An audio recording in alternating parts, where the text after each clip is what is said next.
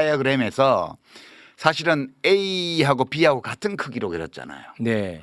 근데 실제 정치 현장에서는 A 동그라미가 좀 더 작고 B 동그라미가 더 커요. 그리고 교집합도 꽤 넓어요.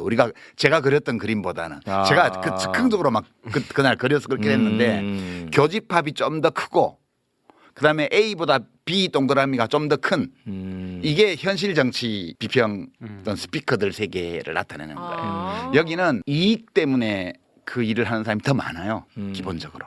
그리고 교집합도 넓어요. 그리고 A 동그라미에서 교집합에 속하지 않는 부분이 자, 그 어느 때보다도 굉장히 긴장이 됩니다. 너무나도 많은 논란을 일으키고 있는데요. 그것과 관련해서 오늘 응답하기 위해서 논란의 인물 유시민 작가가 매불쇼를 또 찾았습니다. 심호흡 한번 하고요. 지금 출발합니다.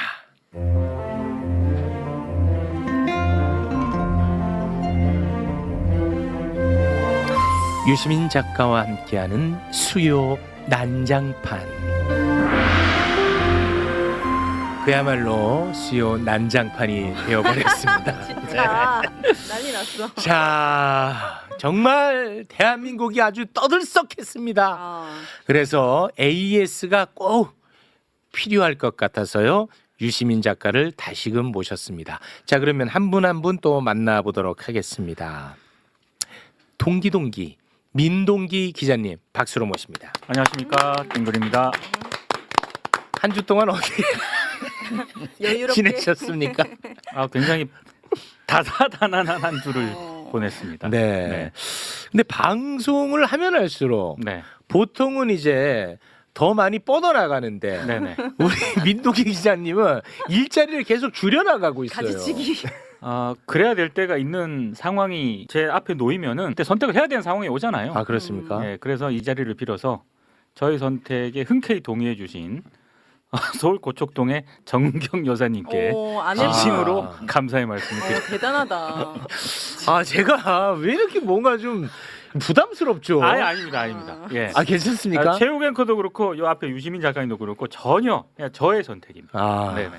자, 그리고요 매불쇼에서 제가 수도 없이 유시민은 성역이 아니다라고 소리 높여 부르짖었는데 대한민국 어느 한 구석에서 유시민은 성역이라고 부르짖는 젊은이가 살고 있었습니다. 얘 때문에 아주 또 골치 아파요. 2분 뉴스 김대호 기자 박수로 모시겠습니다. 네, 안녕하십니까. 이분뉴스 김대호 기자입니다. 이런 자들 때문에 유시민 작가가 욕을 더 먹어요. 유시민은 성역이라고 또 소리 높여 부르짖더라고. 왜 그래? 저도 그래서 네. 그 제목을 보고 클릭을 했거든요. 네. 근데 내용은 또 다릅니다. 네. 그래서 거기에 이제 또 다른 사연들이 여러 가지가 있는데 이따가 네. 잠시 후에 좀 짧게 설명 좀 같이 드려보도록 하겠습니다. 다들 이렇게 사연이 많아. 잠시는 아마 기회가 없을 텐데. 네, 오늘 하고 싶은 말이 네. 서로가 많은 날이기 때문에요. 제가 그 영상 때문에 이제 유시민 작가님을 저격한 사람들을 또 반대로 저격했다라고 이렇게 많이 영상이 알려졌더라고요. 네. 근데 그 영상을 촬영했던 게 2월 중순 설 연휴 전이었습니다. 맞아요. 네. 그래서 사실은 유시민 작가님을 누군가가 비판하기 전에 훨씬 이전에 그러한 분위기들이 감지가 돼서 그러지 말았으면 좋겠다. 남들을 오랜 세월 위로해 주신 분이 있는데 방송 잘 나가고 싶다고 그 사람을 욕하는 게 얼마나 웃긴 모양새야 되겠느냐. 훨씬 이전에 했다는 점. 또 논란이 말씀드립니다. 되겠네. 유시민을 비판하는 사람은 다 자기 장사꾼이다. 뭐 그럴 수도 있겠네. 큰일 났네. 아유, 죄송합니다. 진짜. 아무튼 본인이 네. 잘 헤쳐나가세요. 네. 자, 그리고 요즘 하루하루가 죽을 맛이라고 하는 오윤의 어머니 박수로 모시겠습니다. 네, 반갑습니다. 요즘 조금 억울한 유권자 오윤혜입니다. 저에게 너 체육 매부쇼 유시민 욕하고 다니지 마라. 저는 욕은 앞에서 하지 뒤에서 하는 사람이 아닌데. 네. 여기에 약하시구나. 그런 가짜 뉴스 좀 퍼뜨리지 않았으면 좋겠고. 네. 민동기 기자님은 좀 반성하세요. 그날 2시간 동안 같이 있었잖아요. 네. 쇼츠 하나도 안 나와. 나는 그만 되는데 쇼츠가 미친 듯이 나. 나 진짜 이런 거 너무 억울해. 그렇다. 억울한 부분이 너무 많아서 이제 그만 좀 했으면 좋겠고 오늘로 네. 이 AS가 꼭 잘 많이 되었어. 네, 최선을 다해 보겠습니다. 와 진짜 당신이 편집 잘해야 돼요. 알겠습니다. 네, 잘 부탁드립니다. 자, 그 문제의 핵심이 핵심. 있습니다. 예, 논란의 인물 유시민 작가 박수로 모시겠습니다. 아, 예. 아 진짜 어떻게 할 거예요? 책임져요 작가님. ABC. 내가 뭘 어쨌다고 책임을 네, 아, 천천히 갑니다. 책임져야지. 일주일 동안 온갖 비평이 다 나왔는데 네 맞아요. 그 중에 그런 게 있더라고요. 권력을 행사하면서 책임을 안 진다 그렇게 누가 말을 하더라고. 저는 사실 권력을 행사한 적이 없어요. 권력이라는 거는 타인의 의사에 반해서까지도 나의 의지를 관철할 수 있는 힘. 그게 권력에 대한 고전적인 정의거든요. 이게 저는 말과 글을 쓰는 사람이라 사람들이 제 말에 동의해주고 제 글을 좋게 봐주면 제가 영향력이 좀 생기는 거고요. 저희 말과 글이 사람들의 공감을 못 받으면 그냥 끝나는 거예요. 이런 거는 바로 권력이라고 안 그래요. 네. 영향력. 그러니까 영향력. 인플루언서지 제가 권력자는 아니잖아요. 그러면 책임을 어떻게 할 거냐? 비평하는 사람 말과 글로 생활하는 사람의 책임은 비판. 자기 말과 글의 정합성, 일관성, 합리성에 대해서 책임을 지는 거예요. 그러니까 누군가가 너 틀린 말했어, 너 나쁜 소리 했어 이렇게 얘기를 하면 그거에 대해서 생각해보고 정말 그랬으면 제 생각을 바꾸는 거고요. 그게 아니면 저는 제 생각이 옳다고 느끼고 있고 그래서 뭐 이렇게 반박하겠습니다. 이렇게 하는 게 비평하는 사람의 책임성이에요. 네. 그거 말고 나보고 뭘 어찌라고 책임을 뭘 지라는 거야? 죄송해요. 내가 뭐 국가에서 국민 세금으로 돈을 받기를 했어. 내가 무슨 국가의 강제 권력을 동원하는 의사결정권자이기를 해. 네. 나는 내가 한 말과 글의 합리성, 일관성, 정합성에 대해서만 책임을 지는 거예요. 그러니까 네. 그 종편이나 뭐 유튜브에 나와서 그딴 소리 집어치우라우 네. 라고 말하고 싶은 거지. 예. 그 시작부터 벌써 쏟아내시네요. 그래서 오늘 나온 거예요. AS하러. 네, 알겠습니다. 네. 왜냐하면 내가 좀 잘못 말한 것도 있거든. 네, 차근차근 갈 테니까요. 네. 우리 작가님도 뭐가 쌓인 게 많으셨던 것 같아요. 그리고 네. 책도 팔아야 되고. 네. 자, 차근차근 갑니다. 네, 책 좀 클로즈 해줘요. 좀. 알았어요. 아이. 책 클로즈업 들어갈 시기가 또 아, 예. 있어요. 아, 가만히 그렇구나. 계셔보세요. 네. 네. 일단은 이 얘기부터 좀 잠깐 하고 싶어요. 유시민의 영향력은 예전 같지 않다고 이야기한 사람들은 그 발언은 좀 철회할 필요가 있다. 이번에 보니까 옳고 그름에 대한 부분은 차치하고 잠시 후에 할 거니까 영향력에 대해서는 아주 유효하다. 너무해. 난리가 났으니까. 난리가 났어. 난리가 진짜. 났으니까. ABC 하면 떠오르는 거 솔직히 초콜릿 아니면 속옷 사이즈밖에 없었는데 이제 유시민이 떠올라. 유시민이 떠올라. 다 덮었어. 그렇습니다. 네. 그래서 영향력은 실로 대단했다. 네. 요거는 바로 잡고 갑니다. 오늘 굉장히 날카로운 얘기를 많이 해야 되니까 시작은 좀 훈훈하게 시작을 해볼까 합니다. 유시민 작가가 사사로운 감정으로 평론하지 않는다는 것을 강조하다가 갑자기 수십 년 만에 정청래 대표에게 공개 사과를 하는 사건이 발생했습니다. 네. 그런데 그것을 본 정청래 대표도 60대 남자가 또 공개적으로 맞사과하는 일이 발생을 했거든요. 매불쇼에 나와서 유시민 작가에게 사과하는 부분 저게 또 영상으로 짧게 준비를 했는데 잠깐 좀 보겠습니다. 이해찬 총리가 저희 둘에게 주고 간 선물이죠. 5일 내내 같이 있었거든요. 일단 너무 놀랬고 그리고 너무 웃겨가지고 아, 그랬어요? 웃음은 나는데 웃어서는 안 될 것 같은데 유시민 작가가 미안합니다. 오. 저도 사과드렸으니까 저 용서해 주시기 바랍니다. 요게 유일한 훈훈한 결과물입니다. 아니 근데 사과를 당사자들끼리는 했어요. 실제로 뭐 문자나 대면하고? 통화나? 이거는 뭐 매부쇼가 무슨 아니 근데 정청래 대표가 얘기했어요. 직접- 연락처가 없다고. 예, 그래서 제가 아. 저거 나오는 거 보고 제가 문자를 보냈어요.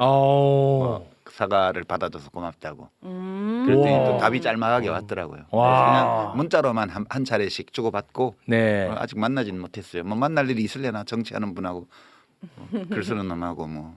와. 훈훈한 유일한 유일한 훈훈한 결과물. 네. 나머지는 다 각이 서 있습니다. 난리 났죠. 난리 났습니다. 근데 네. 아직까지도 많은 사람들이 도대체 뭘 가지고 두 분이 그러니까 싸운 거예요? 그건 몰라요. 지극히 개인적인 게 궁금해. 네. 그건 몰라. 그러나 우리 둘 다 무덤까지 가지고 아, 왔거든요. 알겠습니다. 알겠습니다. 자, 그리고요. 지난번 방송에서 유시민 작가가 이런 이야기를 합니다. 대한민국의 수없이 많은 평론가들, 논객들을 향해서 게으른 평론에 대해서 지적을 했어요. 야, 그런데 이번에도 정말 매불쇼를 그냥 아예 보지 않고 어마어마하게 화를 냈던 사람들이 너무 많이 발생을 했어요. 그렇죠. 야, 난 이걸 보면서 정말 너무 안타깝던데 저는 그걸 보면서 어떤 생각을 했냐면 유시민이 무슨 말을 해도 너가 하는 말은 다 틀렸어 라는 마음의 준비가 돼 있는 것 같아. 이미 어. 그거는 약간 우리 작가님 개인적인 걸 떠나서 뭔가 쌓인 게 지금 터진 거예요? 아니면은 지금 ABC에 불만이 생긴 거예요? 저는 그 약간 ABC랑 관련 없고 그쵸. 유시민이 그러니까 듣지도 않고 보지도 않고 유시민이 너가 무슨 얘기를 하더라도 나는 화낼 준비가 돼 있다. 그래서 사고 난 경우가 많았어요 이번에. 제가 인생을 얼마나 잘못 살았으면 많은 분들에게 그런 감정을 가지게 했을까요? 그건 아니죠. 아니, 그래도 그 논평을 하는 사람들이 그런 태도를 취하는 건 잘못된 거죠. 제가 그래서 반대로 한번 생각을 해봤습니다. 유시민 작가님이 그 열심히 설명해 주셨던 종이 한 장의 ABC를 제가 만약에 이 자리에서 했으면 이렇게까지 이슈가 됐을까? 아, 이슈가 아니라 편집이 됐을 거예요. 죄송하지만. 네, 죄송합니다. 중간에 죄송합니다. 편집 또는 녹화 중간에 최우 씨가 정리해 주시고요. 오늘 처음 뵀거든요. 죄송합니다. 네. 그래서 딱 그 정도로 저는 보고 있다 이렇게 네. 전해드립니다. 그래서 참 개인적으로 많이 아쉬웠다 그 점이. 네. 심지어 매불쇼의 이번 바로 그 딱 앞부분 그조차도 보지 않고 유시민 작가를 비난하는 사람들도 많이 있었는데 그 중에 하나가 바로 이 책에 대한 이야기였습니다. 아, 이 책에 대해서 분명히 유시민 작가는 나 재능 기부한다고 그쵸. 얘기했거든. 네. 그런데 또 너 장사로 나왔냐? 너가 경제적 이득을 보지 않느냐라고 맹비난을 하더라고. 너무나 안타까웠습니다. 그 덕분에 책 광고 한 번 더 들어갑니다. 네. 제목 그 책이 나왔네요 그 네. 사이에. 예, 사랑이 오늘 인쇄소에서 떨어졌어요. 사랑이 있으니 사라집디다 네. 이런 책이네요. 저도 아직 안 읽어봐가지고. 저는 저작권이 없어요 이 책에 대해서. 컨텐츠가 제게 아니기 때문에 저는 기술적인 지원만 한 거고 이 강순희라는 이 할머니하고 사구통일평화재단이라는 요 재단 거기서 저작권을 갖고 있는 거고 저는 그냥 재능 기부만 진짜 한 거예요. 네. 저는 인쇄하고는 아무 상관이 없고요. 저 개인적으로는 왜 이걸 쓰게 됐냐 하면 우리가 이제 노무현 대통령 돌아가셨을 때 막 수백만 명이 조문을 하고 그랬잖아요. 네. 그리고 우리 이한열 열사나 박종철 열사에 대해서는 참 많은 추모 행사도 지금도 하고 있습니다. 근데 과거의 독재 시절에 죽임을 당하거나 혹은 그의 항의에서 스스로 목숨을 끊거나 이런 분들 중에 우리가 모르는 분들이 참 많아요. 뭐 그렇죠. 네. 왜냐하면 그분들이 결과적으로 무슨 큰 업적을 낸 것이 없기 때문에. 저는 사실 지난 시기를 거쳐오면서 그런 분들에 대해서 내가 충분한 애도를 했는가에 대해서 늘 상당한 고민이 있었어요. 근데 이분이 남편 되는 분이 1975년 4월 9일 새벽에 사형당했단 말이에요. 죄도 없이. 그리고 2007년도에 재심 무죄 판결을 받았습니다. 근데 그 8분을 박정희 정권이 대법원 확정 판결이 나고 나서 24시간도 안 되어서 4월 9일 새벽 5시 반에 첫 번째 사형 집행을 했고요. 오전 8시 반까지 30분 간격으로 8명을 하나하나 끌어내서 서울구치소에서 사형 집행을 했습니다. 그 이제 우홍선이라는 분이 4번째로 사형당한 분이고 이 저자가 이 구술 녹취록의 주인공이 그 부인이세요.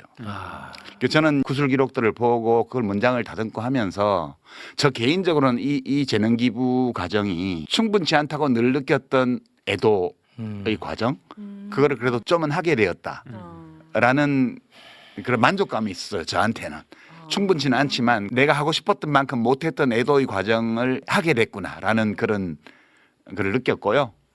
이제 우리 시민 여러분들도 그 점을 생각하면서도 애도할 방법도 모르겠고 네. 애도를 표현할 기회도 없고 이랬던 분들이 많으실 거라고 봐요. 이 이야기는 그 사건에 관한 이야기만 담고 있는 것이 아니라 그 강순희라는 어떤 한 사람의 일생에 대한 그 사람의 인생에 대한 얘기를 담고 있어요. 그래서 저는 인생 철학적으로도 굉장히 읽을 만한 책이라고 봤고요. 굉장히 이제 소위 말하는 멜로적인 요소가 많아요. 그 연애 이야기, 처음 만났을 때 첫 데이트 이야기, 이제 그다음에 뭐 남편이 준 쌍가락지의 행방 이런 등등 해서 정말 그 하나하나가 어떤 소설이나 영화감이 될 만한 작은 스토리들이 안에 되게 많아요. 예, 그래서 이 책을 읽으면서 그런 애도라는 것은 우리가 어떤 것을 상실했을 때 그것을 받아들이는 과정을 말하는 거거든요. 애도가 충분치 않으면 각자의 마음에 짐이 남아요. 그 그늘이.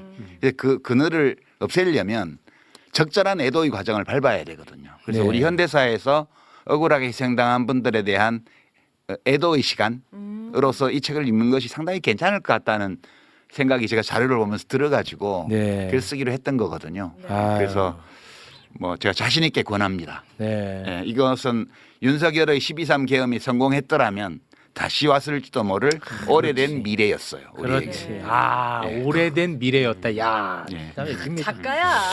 제가 성역이라고 아. 말씀드리니 알겠죠? 야, 요거는 좀 수긍이 된다. 제가 못하는 걸 하는 분이세요. 너무 감사하고 네. 그리고 삶 자체가 진짜 그때도 제가 말씀드렸지만 품격이 있습니다. 네. 네.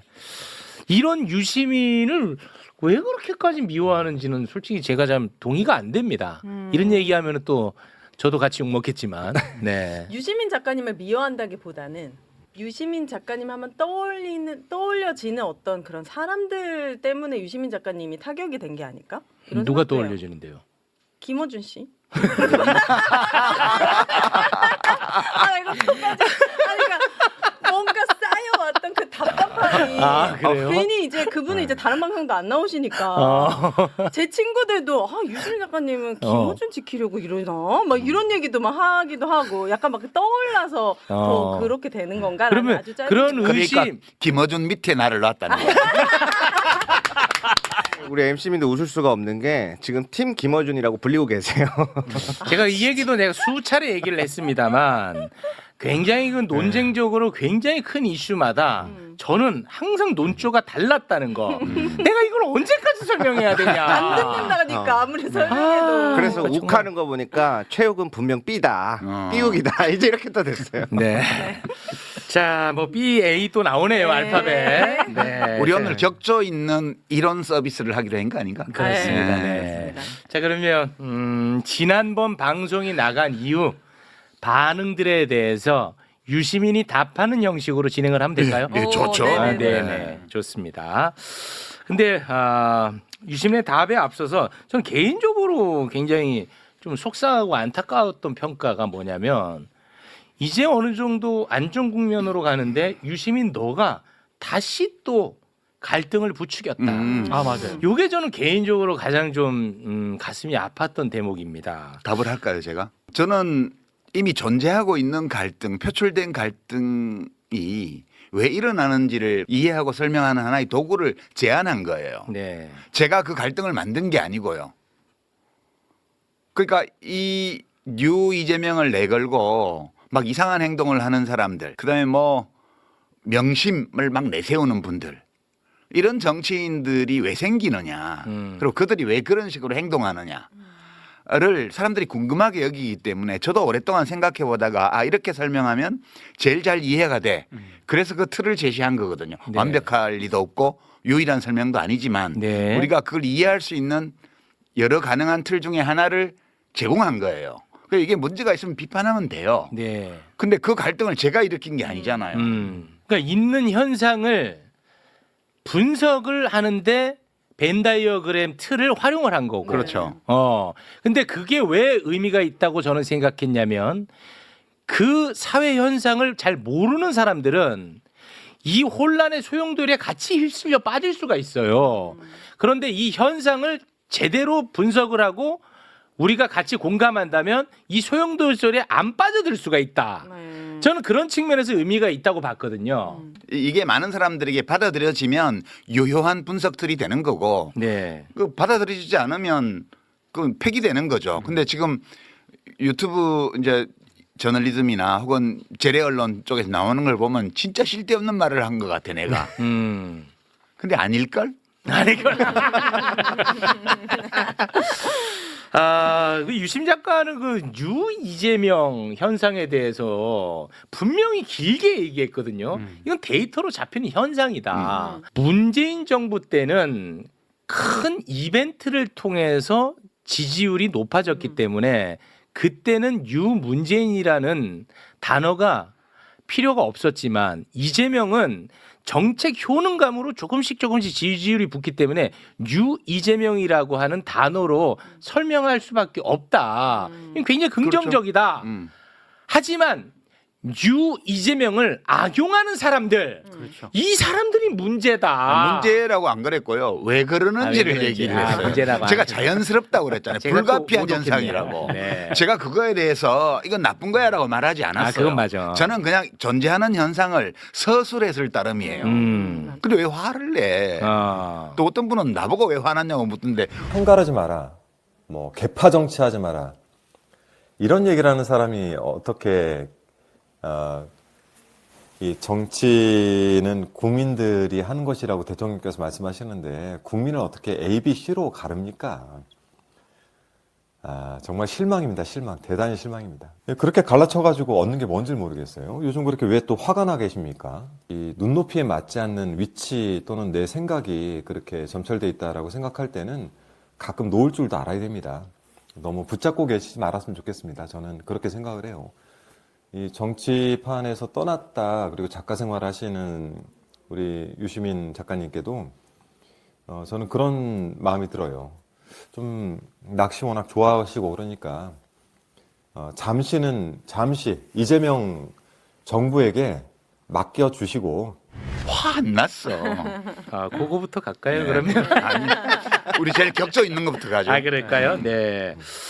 뭐가 격조가 있는 거야, 근데? 김종배 씨. 요거부터 지적. 갑니까? 예, 그게 제일 중요해요. 좋습니다. 예. 야, 이거는 저도 수없이 많은 반응 가운데 저도 조금 어느 정도 수긍이 간다 하는 반응이 좀 있었습니다. 네. 저 벤 다이어그램은 좀 잘못 그려진 벤 다이어그램이라고 저는 봐요. 유시민 작가의 A그룹은 시민 또는 지지자라고 얘기를 해요. B그룹은 정치인, 비평가, 스피커라고 표현을 하더라고요. 그럼 이거는 같은 집합으로 놓을 수가 없어요. 유시민 작가가 얘기했던 B그룹이 정말로 어떤 시민, 지지자가 아니라 정치인, 비평가, 스피커를 얘기한다면 그들은 집합이 아니라 그냥 점이에요, 점. 자, 김종배 씨의 이 비평, 저는 고개가 좀 끄덕거려지더라고요. 어떻게 보셨습니까? 예, 이제 김종배 씨가 지적한 점은 타당한 지적이에요. 저게 제가 꼭 그렇게 말한 것은 아닌데 저렇게 받아들일 수 있는 소지가 있게 제가 말을 했어요. 그러니까 제가 욕심을 부린 건데 원래 이 벤 다이어그램은 이제 정치인들 그러면 정치인들과 연계되어 있는 또는 그들에 대해서 비평하는 비평가들 또는 그들을 어찌 보면 대리한다고까지 말할 수 있는 이른바 스피커 이런 사람들을 분석하기 위해서 제가 그린 틀이었어요. 네. 근데 얘기를 하다 보니까 일반 당원들 디멘전 그러니까 차원이 다른데 그쪽도 설명하는데 이걸 좀 썼어요. 제가 말로. 순간적으로 잠깐 썼죠. 예, 그러다 보니까 A는 일반 시민 혹은 당원 그다음에 B는 이제 직업 정치인 뭐 비평가 스피커 이렇게 서로 차원이 다른 두 집단을 한 평면에 걸어놓고 비평을 한 게 문제 아니냐 이 지적이에요, 그죠? 네, 맞습니다. 타당한 지적이죠. 제가 그렇게 하지는 않았지만 그렇게 받아들일 수 있는 소지가 있었어요. 좀 정리를 해야겠어요. 네, 요거 정리는 해주세요. 좀 한번 해주십시오. 그래서 우선 김종배 선생 말대로 그 차원 혼동을 하면 안 돼요. 그러니까 이 지난번에 했던 이제 더 안 그릴게요. 그 벤 다이어그램에서 사실은 A하고 B하고 같은 크기로 그렸잖아요. 네. 근데 실제 정치 현장에서는 A 동그라미가 좀 더 작고 B 동그라미가 더 커요. 그리고 교집합도 꽤 넓어요. 제가 그렸던 그림보다는 제가 그 즉흥적으로 막 그날 그려서 그렇게 했는데 교집합이 좀 더 크고 그다음에 A보다 B 동그라미가 좀 더 큰 이게 현실 정치 비평 어떤 스피커들 세계를 나타내는 거예요. 여기는 이익 때문에 그 일을 하는 사람이 더 많아요. 기본적으로. 그리고 교집합도 넓어요. 그리고 A 동그라미에서 교집합에 속하지 않는 부분이 얇아요. 이게 왜 그러냐면 한 예를 들어볼게요. 제가 김영삼 대통령이 1991년도에 3당 합당을 했습니다. 그때 민정당하고 통일민주당하고 신민주공화당 JP 이 셋이서 당을 합쳤습니다. 그때 몇 명이 안 따라갔죠? 기억도 잘 안 나실 거예요. 그때 노무현 의원, 김정길 의원, 이철 의원, 그다음에 뭐 이기택 의원 등등 해서 국회의원들 중에 겨우 몇 사람만 안 따라가고 70여 명이 다 따라갔습니다. 거기를. 왜 갔겠어요? 이익이 되니까. 이익이 되니까.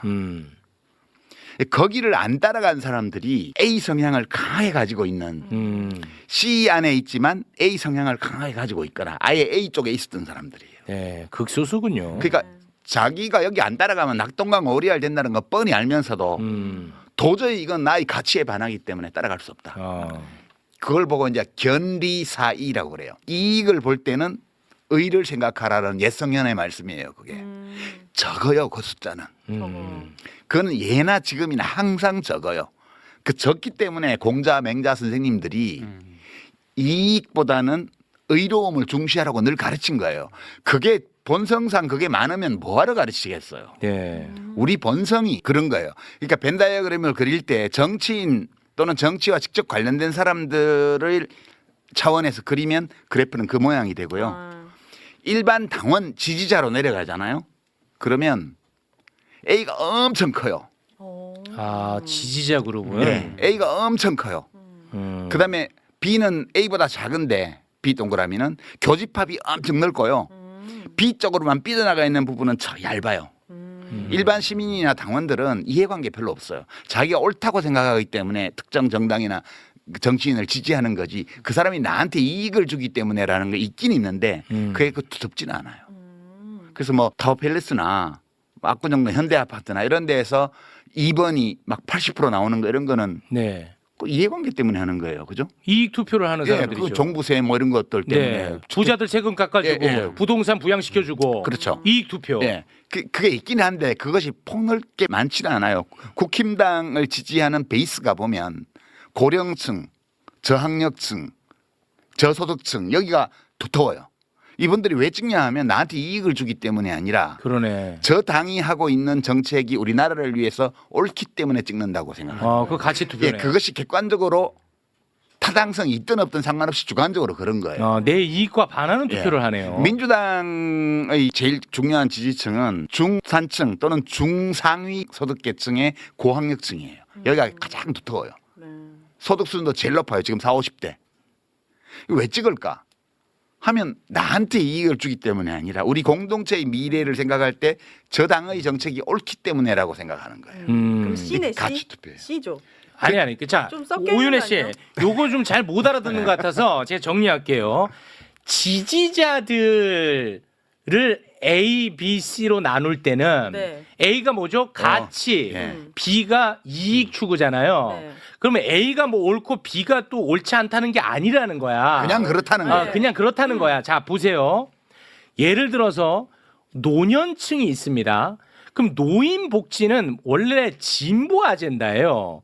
노인들을 더 잘 살게 해주겠다는 거. 그럼요. 그럼- 기초연금도 민주당이 만들었고 그러니까. 그리고 저기 장기요양보험도 민주당 정부에서 다 그렇습니다. 만들었잖아요. 그러면 노인들이 내 이익을 위해서 투표할 것 같으면 소위 진보, 다시 말해 민주당에 표를 줘야 되는데 민주당에 표를 주지 않고 국민의힘에 주는 거야.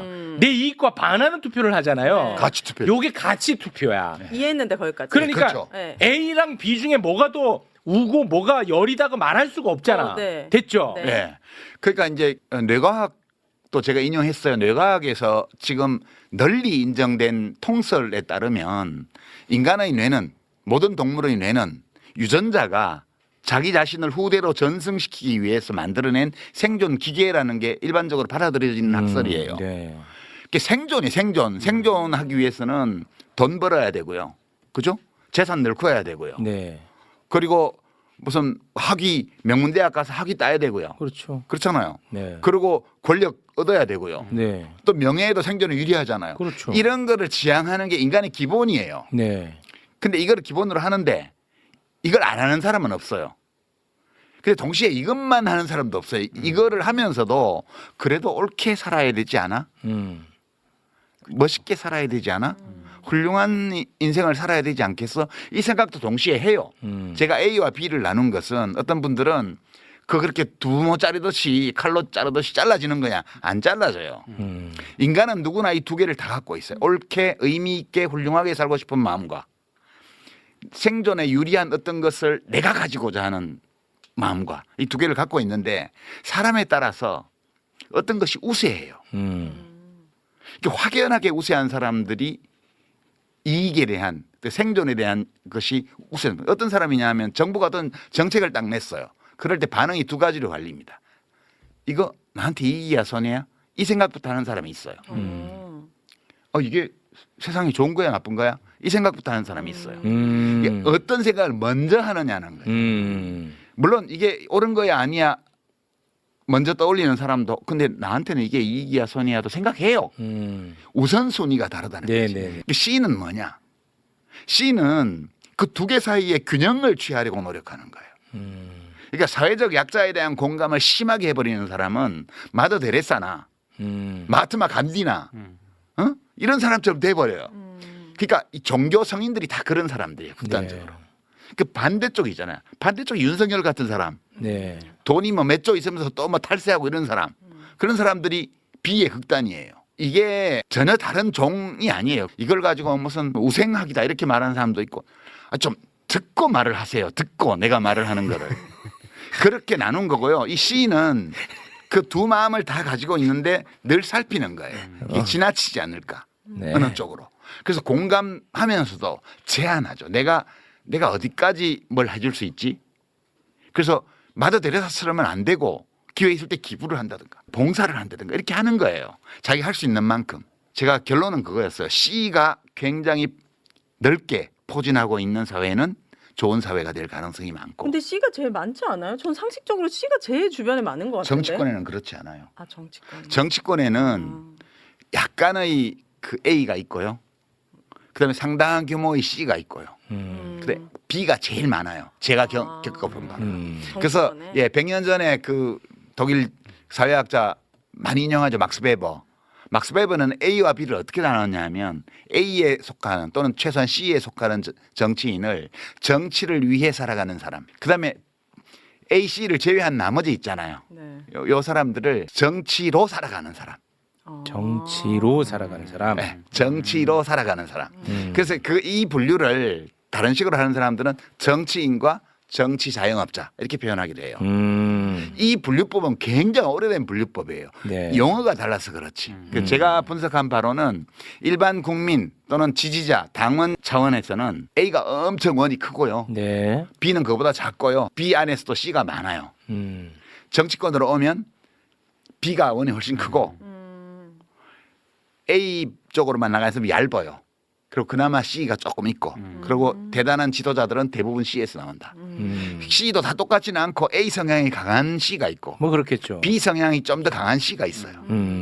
그런 차이가 있기는 하지만 기본적으로 C에서 지도자가 나올 때 사회가 안정되고 잘 발전할 수 있다. 그게 저희 결론이었어요. 네, 맞습니다. 여기 뭐가 문제가 있기에 골품제하냐 뭐 네, 우생학하냐. 우생학하냐 이런 얘기가 왜 나오는지 난 그러니까 우리가 비평을 할 때는 상도덕을 최소한 지키자고. 매불쇼 조회수 1은 올려주고 비평해야지. 싫거든. 매부쇼 조회수 1 올려주세요. 1도 안 올려주고 어떻게 비평을 하냐고. 제가 여기에다가 오늘 하나라도 한번 비판해 봐야지 하고 12가지를 적어왔거든요. 네. 실제로 앞에서 설명을 들으니까 네. 하나도 반박을 못하겠어. 아 진짜 유시민을 위한다면 지금 반박을 해줘야 돼. 그래서 제가 준비를 엄청 열심히 해왔거든요. 밤새. 말이 되는 걸 어떻게 해요? 비판도 중요하지만 오늘 사회에서는 비판과 반대로 동의되는 부분은 동의할 줄 아는 점들도 저는 필요하다. 저는 그렇게 보고 있습니다. 네.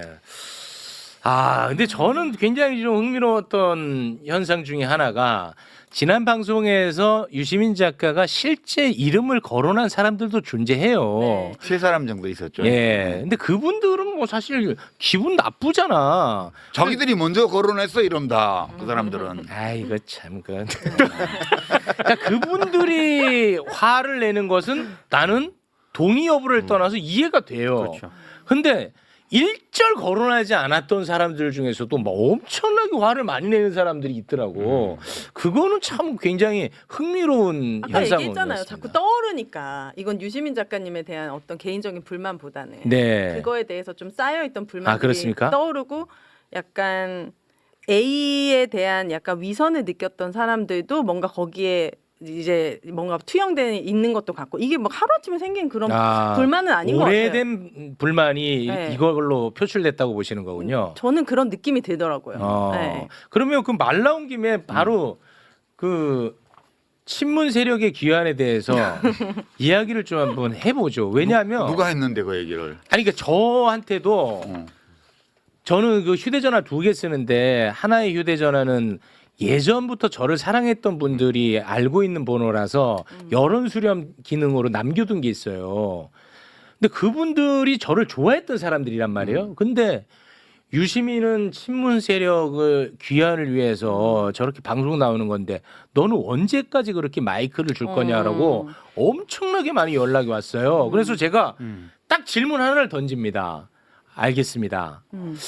그럼 유시민 작가가 저렇게까지 욕먹으면서 친문 세력의 귀환의 도구가 된다면 유시민에게 도움이 되는 게 뭡니까? 라고 했더니 다 연락을 안 줘 나한테. 답을 못해. 없어. 그러니까 그렇지 않나? 저한테도 많이 했던 얘기고 그 맥락을 보면 매불쇼에 나와서 얘기를 한 부분이 있지 않습니까? 그 얘기를 한 부분에 대해서 최욱 앵커가 가장 또 민감해하는 이 조불쇼의 그 당사자인 조국 혁신당 대표가 또 바로 페이스북에 그거를 인용을 하면서 그러니까 맞아요. 그런 흐름을 보면서 이거는 뭔가 다 연결돼 있구나. 뭔가 의도가 있고 어떤 정치적인 의도가 분명히 개입돼 있는 것이다라고 의심하는 분들이 꽤 많았습니다. 그러니까 그때 친문 세력의 부활이라는 거는 조국의 대권 도전을 돕는 거다. 그런 뜻으로 그런 받아들이는 맥락도 거죠. 좀 있는 것 같고요. 맥락도 들어가 네. 있고. 근데 조국은 안 죽었는데 이미 살아 있는데 왜? 또 이렇게 하면 또 조국 살렸다고 또 욕먹겠네 또. 그러니까 죽은 친문 중에 누구를 살리는 게 친문 부활이야? 이렇게 물어봐요. 문재인 대통령은 퇴임하실 때 거의 50%의 국정수행 지지율 상태에서 퇴임하셨어요. 네. 저는 개인적으로 문재인 대통령이 인격적으로 우리 모든 대통령 우리가 겪었던 대통령이나 정치인들 중에 가장 완성된 분이라고 제가 늘 얘기를 해왔고 네. 지금도 저는 그 문재인 정부를 제가 일은 안 했지만 문재인 대통령을 되게 좋아해요. 제가 지금도. 이슈가 이슈인지라 그런 얘기를 짧게 하세요. 네. 그런데 문재인 이슈가 대통령이 이슈인지라. 부활해야 될 이유도 없고요. 그다음에 소위 친문을 자처하면서 막 나대다가 집단적으로 망한 사람들이 있었잖아요. 지난번 총선 때. 근데 그분들은 부활할 수가 없어요. 어차피. 그분들은 폭망했죠. 예, 폭망해가지고 부활을 요구하는 사람도 없고 부활이 가능하지도 않아. 네. 끝났어 거기는. 그래서 이제 최민희 의원 정리로는 그거는 친낙계다. 친문이 아니고. 친이낙연계. 그러니까 이제 문재인 정부 때 그 주류가 이해찬 당대표를 따르는 쪽이 한 갈래가 갔고 한 갈래가 이낙연 씨를 따르는 갈래가 갔는데 이낙연 씨를 따랐던 갈래들은 총선 대선을 거치면서 다 망해버렸다 여기는. 부활할 가능성도 없고 요구하는 사람도 있고 없고 원하는 사람도 없고 부활할 역량도 안 돼. 네. 그런데 뭘 부활시키는 거야? 그러면 조국 대표가 그렇지. 맞나 보네. 그래서 그 맥락에서 지난번 합당 파문 때 네. 저를 또 공격을 엄청 네. 했잖아요. 네. 근데 그것 때문에 제가 최진봉 교수한테 봤냐고 했는데 또 화를 내시더라고. 근데 제가 최진봉 교수한테 뭐 억하심령을 가진 건 없어요. 네, 없고. 좋아합니다. 유쾌하게 생각합니다. 제가 이제 최진봉 교수가 그 국대 토크 하시잖아. 네, 와. 조회수가 많지 않지만 제가 보거든요. 부지런하셔. 작가님 그거 보세요? 네, 근데 국대 토크에 보면 출연자가 뭐 김영민 목사도 있고 뭐 많아. 출연자가 와서 제가 정청래 대표하고 짬짬이 해가지고 합당을 추진하다가 망했다. 이 기조로 말을 하는데 최진봉 교수가 그거에 대해서 브레이크를 안 걸더라고. 제가 합당을 해야 된다고 얘기한 적이 없거든. 저는 우리나라의 정치 지형과 관련해서 그날 뉴스공장에서 얘기했던 게 2월 1일 날인가 그 이해찬 대표님 네. 장례식 끝나고 나서 출연해가지고 백낙천 교수가 마지막 추도사 순서에서 한 얘기가 민주당이 다 통합해서 혼자서 한국 정치를 책임져 나가는 거하고 민주당이 중심이 되어서 이 변혁적 중도 이념에 동의하는 여러 정당들을 아울러서 연합 정치를 하는 거하고 어느 게 나은지에 대해서 서로 의견이 다른데 그 대답을 들을 수 없게 됐다. 이런 취지의 추도사를 하셨어요. 그래서 제가 그게 되게 중요한 거라고. 민주당 정치인들이 그 고민해야 되는 문제라고. 그래서 그 기획으로 가면 조국 혁신당이 합당하지 말고 좀 힘들더라도 밖에서 생존하면서 민주당하고 연합해 나가는 방안이 있고 그러나 조국 씨와 지금 조국 혁신당의 당원들이 그걸로는 만족을 못하고 우리가 그러면 정권을 잡아서 한번 우리의 사회권 선진국이라는 구상을 실현해보자 이렇게 마음먹는다면 합치는 게 맞다. 그렇게 제가 얘기를 했어요. 조국 대표가 그냥 그렇게 한국 정치의 혁신과 발전을 위해서 나는 봉사하겠다 그러면 밖에서 하고 내가 한번 대통령에 도전해보겠다 이런 생각이 있다면 합치는 게 맞지. 아, 그 얘기를 왜 했어? 또 대통령 도전. 아니 그거는 경우의 수가 2개밖에 없고 그 2개의 경우의 수를 다 얘기를 한 거예요. 저는 꼭 합당하는 게 바람직하다고 생각하지 않아요. 네. 근데 이제 그렇게 얘기를 한 걸 빌미로 잡아서 네.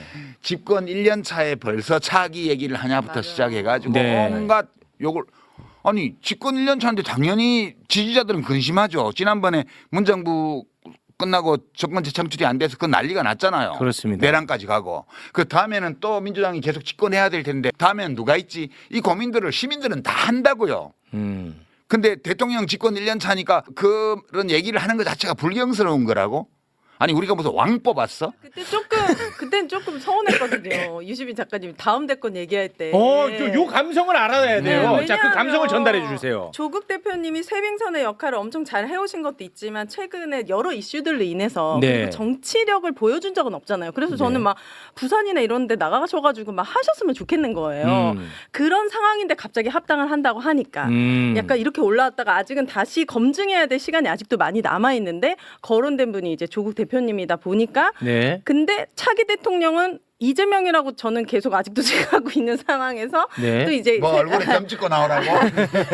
그러니까 너무 그런 부분들이 좀 서운하게 느껴졌고 그리고 문재인 대통령에 대한 생각도 좀 다른 것 같아요. 그렇죠. 이제 그건 다를 수 있죠. 그러니까 유시민 작가님을 워낙 좋아하지만 문재인 대통령 떠올리면 답답하고 화나는 지지자들도 있어. 지지했지만 화나고 속상하고 막 답답한 많아요, 사람들도 그런 분들. 많아요. 근데 네. 조국 대표님, 유시민 작가님 뭐 이제 뭐 다 그런 분들을 하면 문재인 대통령 친문하는 순간 또 문재인 대통령이 딱 떠오르니까 그럼 스트레스가 좀 올라오는군요. 이게 약간 연상이 되면서 딱 거부감이 생기는 거예요. 친문이 부활한다라는 친문 것도 부활. 네. 제가 이게 너무 무슨 말인지 모르겠어서 뭐 부활절도 아니고 그래서 국회에서 다 취재를 해봤어요. 그렇게 이제 비아냥거리지 말고.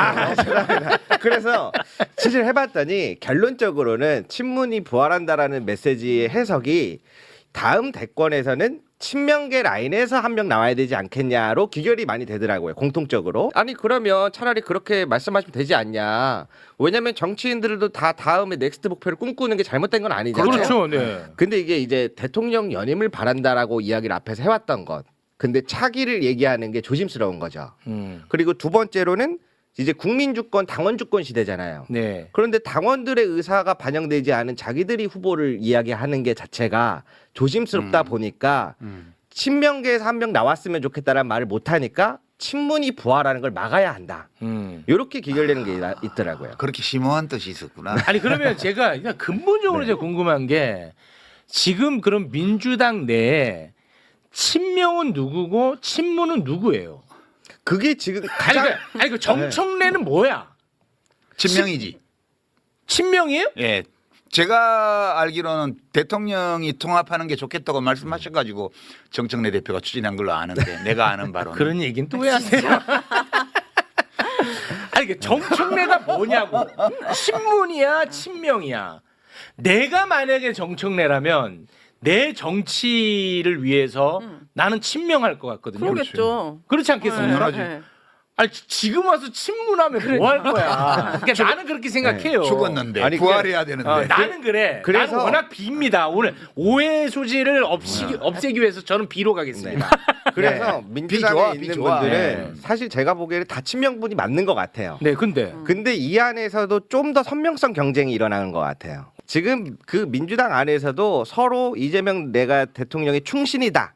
라고 하는 이 선명성 경쟁에서 좀 더 나를 친명으로 부각시킨 사람들이 나타나고 있고 그래서 뭐 이제 팀 이재명 그 외에는 팀 김어준 이런 식으로도 지금 여기까지 이 현상들이 전 이어지고 있다고 그러니까 봐요. 내가 지난주에 얘기한 게 바로 이 얘기잖아. 네. 정확했다니까. 왜 유 이재명을 내걸고 누구를 공격하냐 이거야. 그거는 그 이제 지금 김대호 기자가 얘기한 저건데 저거를 내가 약간 벤다이어그램이라는 그런 시각적인 도구를 통해서 얘기를 했던 거고 그런 거에 불과해요. 근데 사실 뭐랄까 그 친명에서 나와야 된다?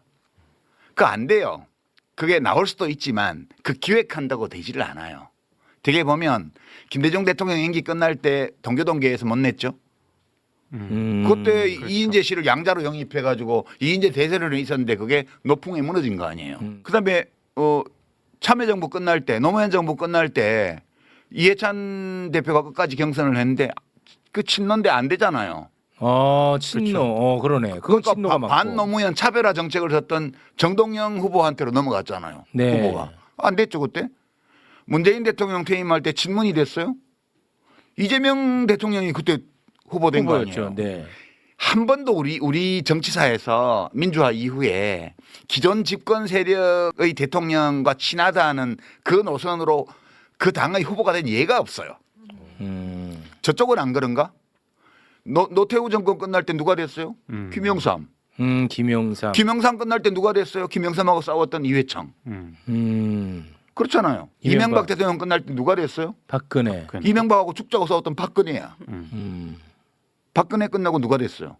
후보가 홍준표. 홍준표. 친박 아니잖아. 그러니까 어느 정당을 막론하고 집권 세력, 집권한 대통령 계보에서 대통령이 안 나왔을 뿐만 아니라 그 집권당의 후보가 된 예도 한 번도 없어요. 그러니까 그런 건 다 헛꿈이야. 역사적 사례를 보라고요. 이거 오늘 또 네. 방송 나가면 유시민이 친명 다 죽였다. 싹을 잘랐다. 이거는 아이고. 열심히 노력해서 당원과 지지자들의 믿음을 사면 그 사람이 친명이건 아니건 상관없어요. 제가 볼 때는. 네. 네. 그렇게 생각하고 일들을 해야지. 무슨 그런 이상한 기획을 해가지고 그 기획 가지고 백날 담장 쌓아봐야 때 되면 다 와르르 무너져요. 언론에서 보도하는 걸 보세요. 재래 언론에서 특히 유튜브도 일부 그렇지만 명청 대전이라 그러잖아요. 친명 대 친청의 대전이래요. 이번 네. 오는 8월 전당대회가 그거는 완전히 허구거든요. 분열 책동이고. 근데 그거를 받아 안고 무슨 자기가 친명임을 내세우면서 장사하는 사람들 있잖아요. 전형적으로 B죠. 그렇죠. 네. 누구라고 말하지는 않겠어. 오늘 쇼츠 짤각이 너무 많이 나오는데 지금. 그래서 저도 생각 드는 게 뭐 친명이든 친청이든 다 같이 이재명 대통령을 아마 응원하고 그렇게 힘쓰시는 분들이 많을 텐데. 다 그래요. 네, 그래서 너무 그렇게 구분을 짓지 않았으면 좋겠는데 오늘날 제가 지켜보면서 느낀 점들은 이게 사람의 마음을 얻는다는 게 쉽지 않잖아요. 네. 앞으로 있어서 당권 싸움에서도 그렇고.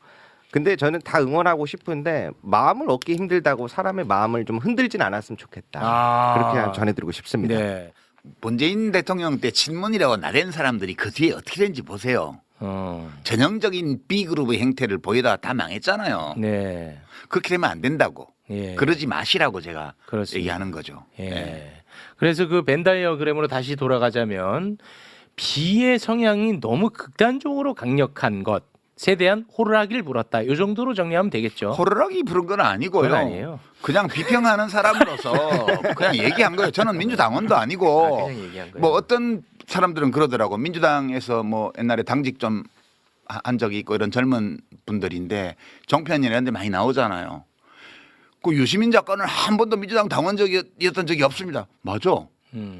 내가 민주당 당원이면 내 말이 뭐 틀리고 맞고 하는 거예요? 그건 상관이 없잖아요. 비평이라는 거는 그 비평 내용의 합리성과 정합성과 일관성이 문제인 거지. 네. 제가 민주당 당원이었던 기간이 얼마 그게 아무 상관이 없잖아요. 네. 그러니까 새싹이 되려고 노력하는 그 민주당 소속에 비평하는 분들 정신 좀 차리세요. 그런 쓸데없는 얘기 좀 하지 말고 공부들 좀 하시고. 네. 그 이거는 제가 또 개인적으로 궁금한 부분인데 이번에 ABC 벤다이어그램과 관련해 가지고 대한민국 언론이 이란 전쟁 이상으로 무게감을 두고 다루더라고요. 제가 트럼프보다 더 못된 놈인가 봐요. 아니 진짜 그 정도 수준으로 다뤘어요. 저 지금 작가님 손만 보여. 동그라미 하나 더 그리면 세계대전 일어날까 봐.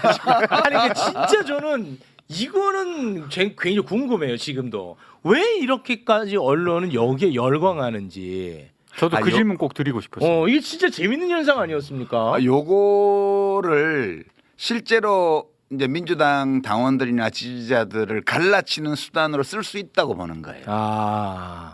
근데 그렇게 되지 않아요. 저는 보통의 그런 당원들이나 지지자들은 이 벤다이어그램을 정치인들을 대상으로 한 거로 이해했다고 보고요. 그렇겠죠. 예, 이해했다고 보고요. 그렇겠지.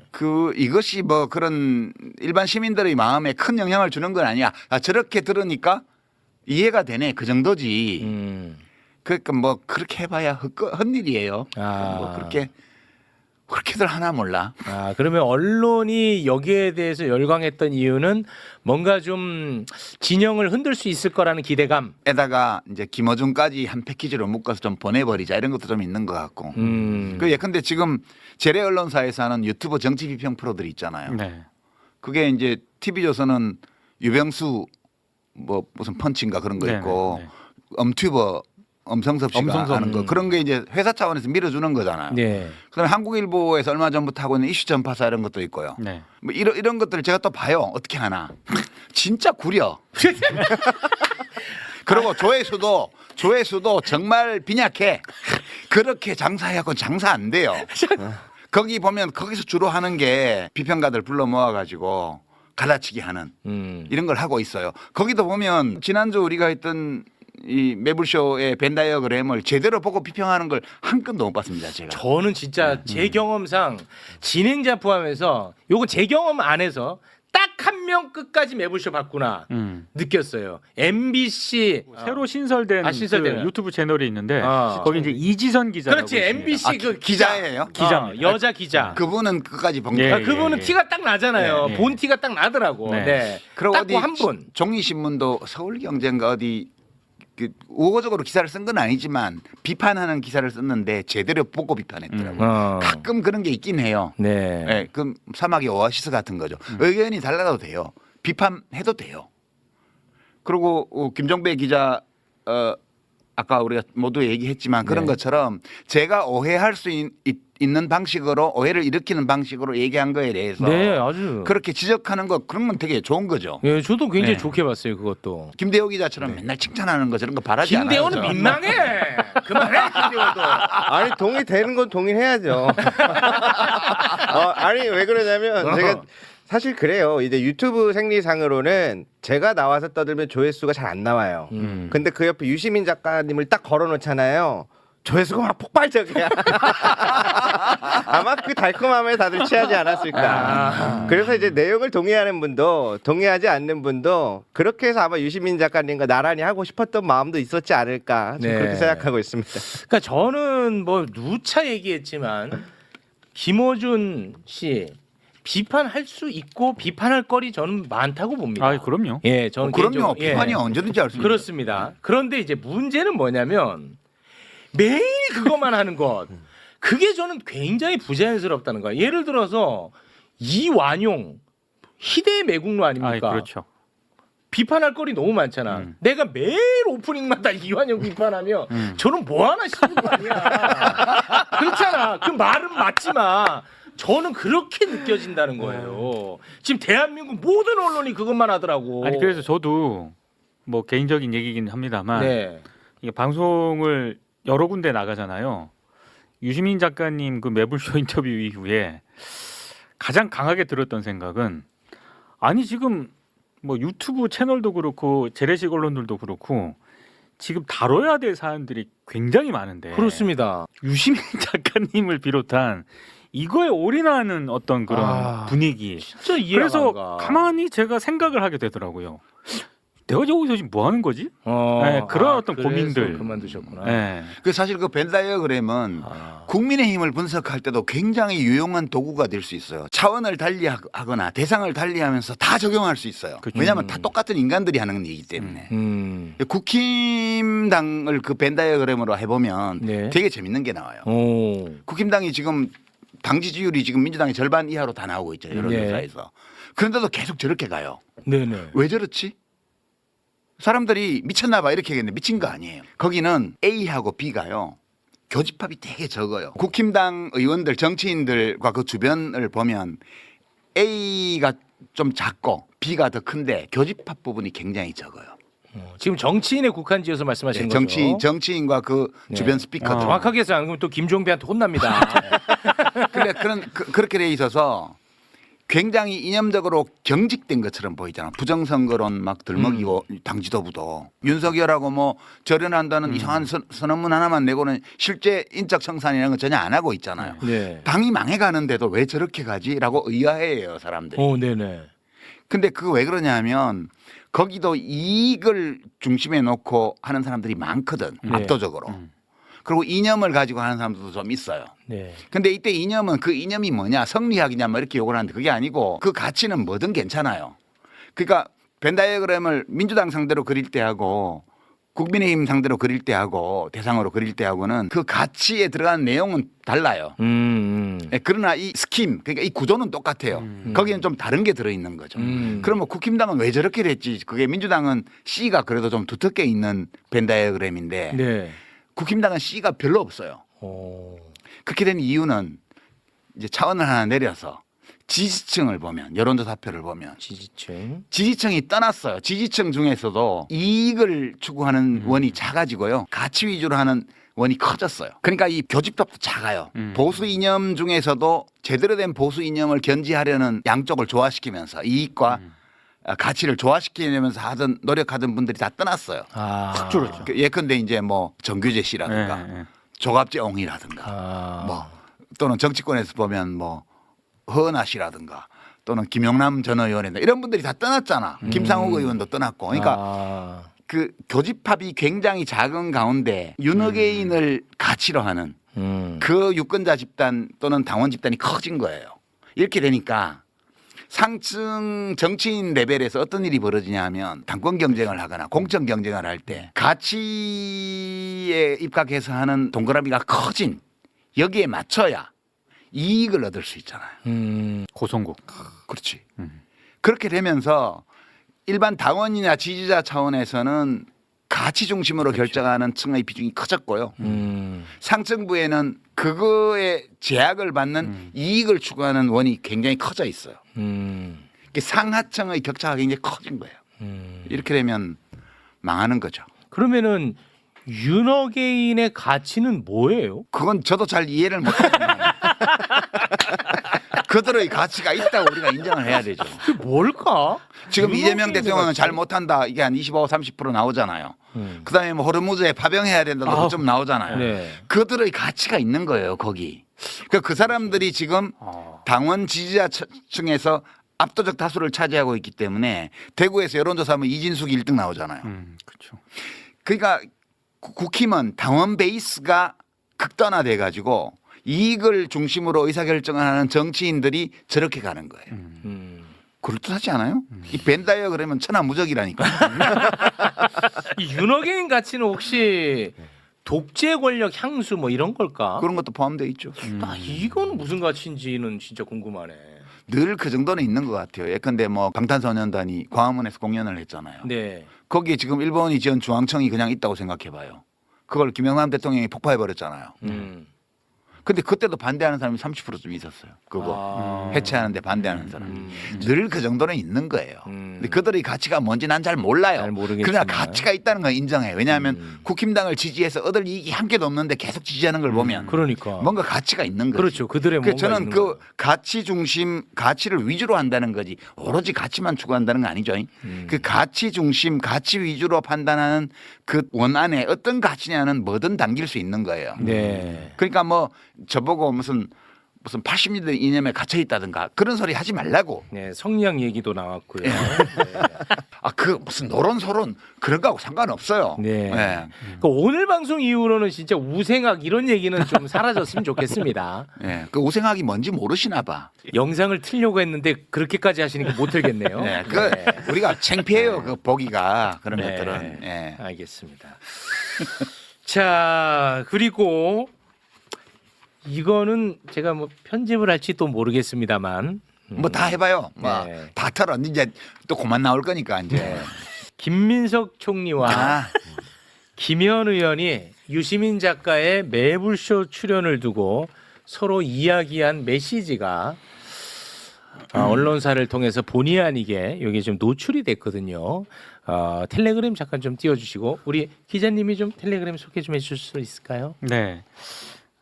김민석 총리가 더불어민주당 김현 의원과의 텔레그램 대화 메시지에서 유시민 작가에 대해서 유명세, TV 출연 즐기는 강남 지식인 이렇게 말한 내용이 언론사 카메라에 좀 포착이 됐습니다. 네. 이거 이제 공개되고 김민석 총리가 또 사과의 글을 올렸거든요. 네. 그것까지만 소개 부탁드립니다. 사적 대화 노출에 불편을 느끼신 국민 여러분께 죄송하다는 말씀을 올린다라고 얘기를 했고요. 혼자 있을 때라도 늘 삼가야 한다는 공자님 말씀처럼 혼잣말이든 토론이든 절제와 품격이 필요하다 생각해온 입장에서 부끄럽다 이렇게 얘기를 했고 제가 보다 자유로워지면 편히 말씀을 나눠보고 싶기도 하다. 사적 표현에서의 불편함에 대해서 다시 한번 정중히 공개 사과드린다. 이렇게 사과를 했습니다. 네. 이거는 뭐 그 대체로 맞는 말이던데. 왜냐하면 유명한 거 맞잖아요. TV에도 종종 나가잖아요. 네. 강남에 사는 것도 맞고요. 지식인도 지식인이라고 하니까 지식인은 영광스러운 네. 거 아니에요? 맞고. 네 가지 정보가 들어 있는데 네 가지가 다 사실에 부합하는 정보예요. 그렇죠? 네. 예. 그리고 뭐 그것이 어떤 뉘앙스냐를 가지고 뭐 또 말하기도 하던데 어떤 뉘앙스면 어때요? 나라님도 안 보이는 데서는 흉 본다는데 나 따위야 뭐 흉 보면 어때요? 네. 괜찮아요. 저런 정도는 흉도 아니야. 네, 흉도 아니야. 그냥 네. 그런 거고 이제 다만 이제 앞으로는 들키지 말았으면 좋겠어요. 이게 언론에 또 입방아에 오르락내리락 하니까. 저도 같이 부끄러우니까. 네. 이 뭐 그 특별히 뭐 흉이 아니에요. 보면은. 그렇죠. 네. 이제 제가 조금 다른 부분이 있는데 제 주변에 진짜 이번에 이재명 정부에 관심이 많아서 새로 이제 정치에 관심을 가진 동생들이 많아요. 그 유이재명입니다. 네. 네. 특히 매블쇼 최욱 선생님 되게 좋아해요. 오, 야 유이재명이 중심입니다, 제가. 그래서 질문도 꼭 해달라고 받았거든요. 네. 최욱 선생님 원포인트 연애 레슨이라는 책을 썼는데 네. 자기들끼리 논의를 하는 거예요. 이 사람 연애 많이 안 해봤을 것 같은데 이거 사야 돼? 이 새끼들 진짜. 그러니까 그만큼 순수한 친구들이 많은데 요거를 봤나 봐요. 근데 이번 편에 네, 이번에 봤는데 얼마 전에 이제 이해찬 선생님 장례식장이 뉴스에서 크게 보도가 됐지 않습니까? 네. 그래서 친한데 뭔가 상황을 보니까 왜 이렇게 하냐. 국무총리가 돼서 그래서 이러한 부분들이 우리 안에서는 이제 여러 가지 복합적인 상황들이 이해가 되지만 네. 정말 약간 중도층 성향에서 봤을 때는 국무총리 자리직에 있다 보니까 이런 것들이 조금 올바르게 보이지 않는 부분들이 있다. 이거는 개인의 평가가 아니라 이재명 정부의 평가와도 연결될 수 있어서 그런 점들을 꼭 알아주셨으면 좋겠다. 네. 말씀드려봅니다. 근데 뭐 두 분이 뭐 갈등하고 뭐 반목하는 관계가 아닙니다. 제가 정치하는 분하고 국무총리하고 왜 뭐 반목해요? 그럴 이유가 없고. 저는 그냥 글 써서 먹고 살면서 가끔 비평하러 나오는 놈인데 네. 제가 뭐 다툴 일이 뭐 있어요? 전혀 없어, 전혀. 네. 그래서 제가 그렇게 얘기했어요. 친해서 그래. 친하지도 않아요, 근데. 거짓말을 하면 안 돼. 애들한테 설명하기 힘드니까. 아니, 다만 제가 좀 예민하게 반응하는 것일 수도 있는데 그 현재 국무총리잖아요. 근데 현재 국무총리가 지금 집권 여당의 의원하고 자꾸 이런 대화를 이렇게 텔레그램이 됐든 뭐가 됐든 이렇게 나누는 게 이게 이제 조금 좀 비판적으로 볼 여지는 또 있는 것 같기도 하거든요. 뭐 한 번쯤 나올 법한 이야기인데 네. 어떤 언론도 다루지 않아요. 그게 사실 이번 지금 비평하는 판에 있어서 가장 아쉬운 점이라고 좀 보고 있습니다. 재래식 언론의 보도를 보면 되게 흥미로워요. 이제 거기서 각광받으면 다 망했거든요. 지난 몇 년간. 네. 소위 뭐 친명횡재 비명행사라는 그 유행어를 만들었잖아요. 지난 총선 때. 네. 그때 어마어마하게 이른바 비명계라고 하는 사람들을 띄웠어요. 띄웠는데 그나마 자리 받은 사람은 박용진. 박용진 의원 하나 자리 받았고 나머지는 네. 다 당을 나가는 바람에 다 망했어요. 근데 그때 그 사람들이 그때 매불쇼에서 그 얘기했어요. 재래 언론에서 막 띄워주니까 자기가 굉장히 대주주인 것처럼 또는 영향력이 센 것처럼 주체 역량에 대한 과대평가를 하게 되어서 저렇게 나가서 세미래니 뭐니 만들고 무소속 나가봐야 10% 못 넘길 거다. 그렇게 얘기를 했는데 그렇게 됐잖아요. 네. 위험해요. 재래 언론에서 칭찬받는다는 것은 되게 위험한 일입니다. 그 김병기 의원이 지금 굉장히 어려운 처지에 놓였는데 네. 그때 원내대표 될 때 MBC에서 그 아드님 문제 가지고 네. 보도를 했잖아요. 그렇습니다. 그러면서 그 당원들 민심, 지지자들 민심은 김병기 의원으로 확 쏠렸거든. 서영교 맞아. 의원하고 경쟁할 때. 맞아. 지금 분위기가 그렇습니다. 그러니까 지금 기묘한데 김민석 총리로 추정되는 이현주 의원으로 추정되는 의원과 국무위원 사이에 텔레그램 문자 그게 지난번에 찍혔잖아요. 아, 그거 아니라고 했어요. 아니라고 양쪽 다. 했어요. 아니라고 했는데 둘다 아니라고 그러면 했습니다. 장인수 기자 보고 왜 그 무슨 검사들한테 공소 취소를 자발적으로 하면 어떠냐고 말했던 대통령 측근 고위 인사가 누군지에 대해서 왜 안 밝히냐고 막 엄청나게 공격을 해요. 근데 뉴스원에서는 그거 왜 안 밝혀요? 국무위원하고 국회의원인데 여당에 안 밝히잖아요. 끝까지 안 밝혔어요. 이런 이중잣대가 뭐냐 할 때 이 언론이 그 지난번 텔레그램의 당사자들은 보호해 주는 거예요. 그러면 보호해 줘야 될 대상과 까야 될 대상을 어떻게 고를까? 기가 막히게 고릅니다. 와, 이걸 진짜 흥미로운 주제다. 어떻게 골라? 정말 본능적으로 아는 것 같아요. 본능적으로. 네. 그러니까 자기들에게 해되는 사람과 자기들에게 이익되는 사람. 그래서 와. 앞으로도 조심하셔야 돼요. 지금 뭐 어떤 분은 뭐 무죄 받고 지금 정치로 복귀했는데 막 조중동을 포함해서 재래 언론에서 막 단독 인터뷰해주고 어마어마하게 띄우고 있어요. 조심해야 됩니다. 와, 이거 참 흥미로운 그 사람들이 감별을 엄청 잘해요. 그러니까 이재명 대통령과 민주당에 해될 사람들을 띄웁니다. 계속 몇 년 전부터. 아, 이재명 정부에 해될 사람만 띄운다. 예, 그거 뭐 저는 판독기라고 봐요. 어느 날 갑자기 어떤 정치인이 또는 지식인이 갑자기 막 언론의 각광을 받잖아요. 재래 언론에서 정치부 기자들이 발탁해서 띄워올리기 시작하잖아요. 그럼 뭐 있는 거예요, 그거는 다. 야, 저는 진짜 이 궁금했는데 괜히 또 내가 방송에서 거론하면 이 분란의 씨앗이 될까 봐 하지 않았던 말이거든요. 네. 국무위원과 민주당의 국회의원이 텔레그램을 나눴습니다. 네. 그걸 왜 안 그런데 밝혀요, 누군지? 그 언론사는 그 누군지 알고 있어요. 그러니까 그게 묘해요. 그런 것들을 이렇게 보고 있으면 와, 이거 재래식 언론이 누구를 보호하고 누구를 까는데 어떤 기준으로 누구를 보호하고 누구를 까는 걸까? 그게 진짜 네. 궁금했는데. 이게 이제 왜 그런지 이해가 안 되면 좀 있어보면 압니다. 그 사람이 이재명 정부와 민주당에 해될 가능성이 많은 사람이라는 거. 그거를 기가 막히게 알아봐요, 그 사람들이. 아무래도 다음에 한번 더 모셔야 될 것 같습니다. 야, 근데 오늘 마지막 부분 때문에 야, 이거 또 논란 많이 되겠다. 아니, 나는 그냥 밖에서 보는 거예요. 저는 사실 민주당을 지지하는 민주당과 진보적인 정파를 지지하는 그냥 글쟁이에요. 네. 그리고 가끔씩 방과 후 테러리스트처럼 나와서 비평 한 번씩 하는 게 다예요. 네. 에? 제가 마지막에 유시민 작가 잠깐 한번 편들어 드리자면 네. 유시민 작가가 호루라기를 불어줬던 정치인들이 있어요. 지난번에 누구냐면 김경수하고 박용진입니다. 조심하라고. 김경수 지금 위험하다. 착한 2등 전략으로 가라. 그게 저는 굉장히 효과적이었다고 보고 지금 그래서 또 다음을 노릴 수 있잖아요. 그럼요. 지금 잘 됐어요. 이제 잘 앞으로도 됐잖아, 잘하면 또. 돼요. 예, 예. 박용진 의원 잘 됐잖아. 또 다음을 노려볼 수 있어. 그 박주민 의원 지난번에 내가 마음에 걸리던데 장난삼아 알고도 속아줬다 이러는데 좋아하는 마음이 없으면 알고서도 속아주지 않죠. 그죠? 박주민 의원 혹시 또 예민하시네. 그거 또 예민하시네. 서운해 하실까봐. 네. 제가 박주민 의원 뭐 경선 결과 어떻게 될지 모르지만 불리한 거잖아요. 지금 정원호 후보가 훨씬 유리하죠. 여러 가지 데이터를 보면.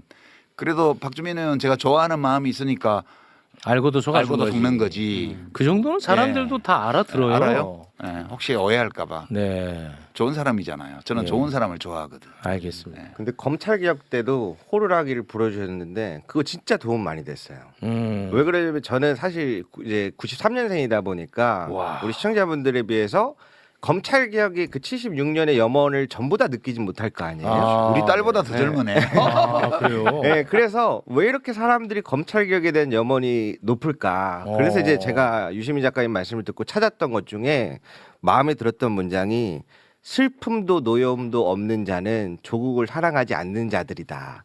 그 사람 조국이 아니고 조국이야 또. 내 나라 조국. 아니 조불쇼에 와서 그런 거 인용하면 안 되지. 이거 짤 만들라고. 다른 뜻의 조국이긴 한데. 아 그래서 내 안에서 뭔가 표현할 수는 없지만 뭔가 마음이 들끓는 이유가 뜨거운 이유가 그런 거였구나. 그래서 저는 그 호루라기가 굉장히 많은 도움을 주셨다. 아, 감사하다는 말씀 드리고 싶습니다. 네. 저도 이분 뉴스 구독하고 있습니다. 주거니 받거니. 아니, 볼 것도 없는 채널. 알겠습니다. 자, 아주 그 여론에 대해서 민감하게 반응을 하고 잘 그거를 추적 취재하시는 분이니까 오늘 방송 나가고 나서 논란이 될 만한 포인트는 어떤 부분들일까요? 논란을 만들고 싶은 사람들은 어떤 내용이든 만들 겁니다. 매불쇼 꼭 끝까지 보고 이야기해 주셨으면 좋겠습니다. 끝까지 보고. 네, 고맙습니다. 우리 기자님은 어떠셨어요? 제발 쇼츠나 짤만 좀 보지 마시고 어. 이렇게 시간을 조금만 투자하면은 네. 처음부터 끝까지 쭉 보실 수가 있습니다. 아니 근데 그것만 하는 채널이 있어요. 있어요. 예. 네. 음. 그것만 해. 예. 그래서 그래 그것만 보고 비평하면 안 된다고. 그러니까요. 네. 방송에 네. 나와서 비평을 하는 그런 역할을 하시는 분들 있지 않습니까? 그것만 보지 마시라. 제발 근데 이게- 좀 풀 영상을 좀 보시라. 근데 이게 참 재밌는 게 이 유시민 작가님이 지적을 한 건데 그 평론가 풀이 굉장히 넓지는 않잖아요. 그러니까 계속 한 사람이 이 방송 저 방송 다 다닌단 말이야. 그래서 참 재밌는 게 가장 열심히 봐야 될 직업군이 평론가인데 네. 평론가가 일반 대중보다 이런 영상들을 더 안 보고 평론할 수밖에 없는 것 같아. 시간적 여유가 안 되는 것 그렇죠. 같아. 음.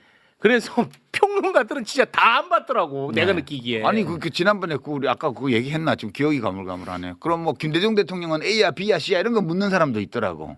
그 C라고 얘기했잖아요. 그러니까요. 다 얘기해 놓은 거를 네. 왜 수업 시간에 딴짓하다가 와가지고 왜 안 가르쳐 준 거 출제하냐고. 네. 그런 학생 비슷하더라고. 네. 그러면 안 되지 우리가. 이게 사실 지난번 방송 잠깐 얘기를 하면은 제가 이제 지난번 방송 때 유시민 작가님 이게 같이 있었지 않습니까? 그래서 저는 힐링이 됐다 이런 얘기를 했잖아요. 네. 그걸 가지고 또 그렇게 욕을 하더라고요. 그러니까 왜냐하면 야 넌 ABC 벗고 야 ABC 막 얘기 듣고 힐링이 됐냐 막 그러는데 제가 힐링이 됐다고 하는 그 맥락은 어떤 맥락이냐면 저는 처음에 검찰개혁 그 법안이 나왔을 때 내가 너무 예민하게 반응하나? 나는 이런 점이 우려가 되는데 굉장히 그 고민을 많이 했거든요. 근데 그 얘기를 하면 할수록 또 그때 또 비판하셨던 쪽에서 하는 얘기는 그거였잖아요. 너무 흔들지 마라. 정부 이재명 흔들지 정부. 마라. 네. 그래서 내가 너무 흔드는 건가? 이게 계속 요런 식으로 맞아. 고민을 했어요.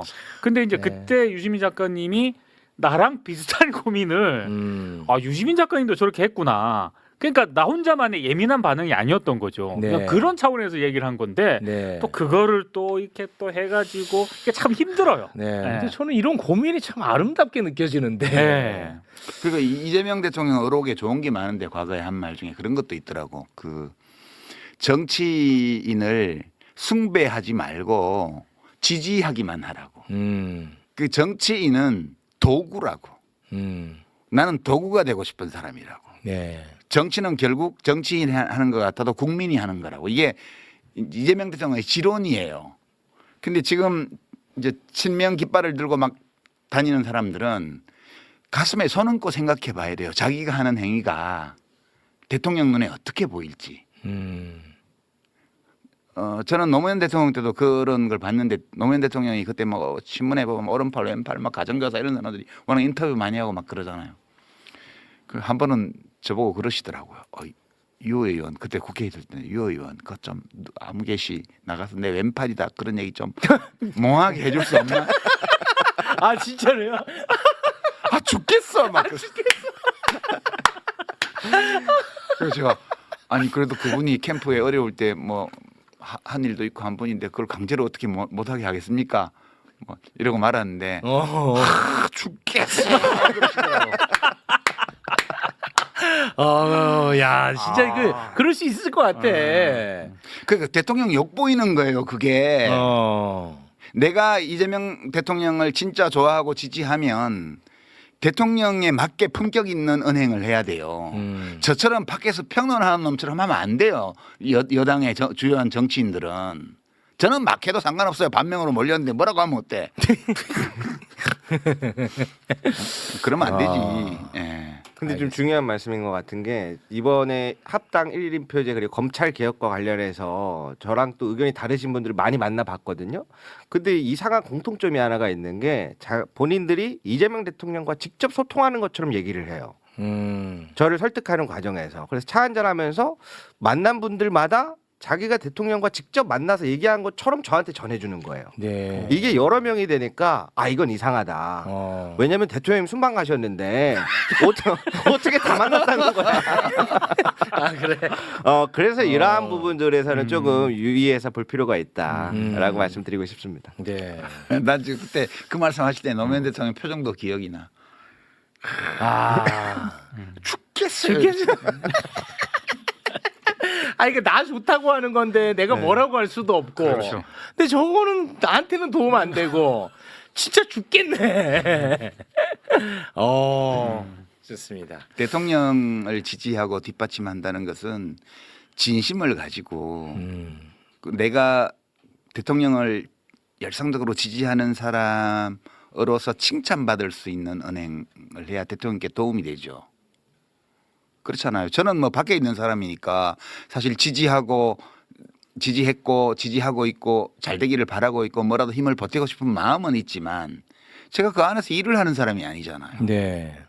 그러니까 저는 비평하는 사람으로서 가끔 제가 할 수 있는 일을 하는 거예요. 그냥 이 대통령 이재명 대통령과 이 정부의 성공과 집권당의 성공을 위해서 제가 판단하건대 이게 도움이 될 거야라는 일을 그냥 하는 거지. 네. 제가 무슨 영향력을 추구하거나 영향력 추구해서 뭐 하게요. 알겠습니다. 자 그러면 오늘은 여기서 좀 마무리를 지어볼까 하는데 오늘은 진짜 별로 막 이렇게 논란이 안 될 것 같기도 한데 아닙니다. 아닐까요? 알겠습니다. 자 일단 오늘 여기서 마무리 짓겠습니다. 함께해 주신 세 분 대단히 고맙습니다. 고맙습니다.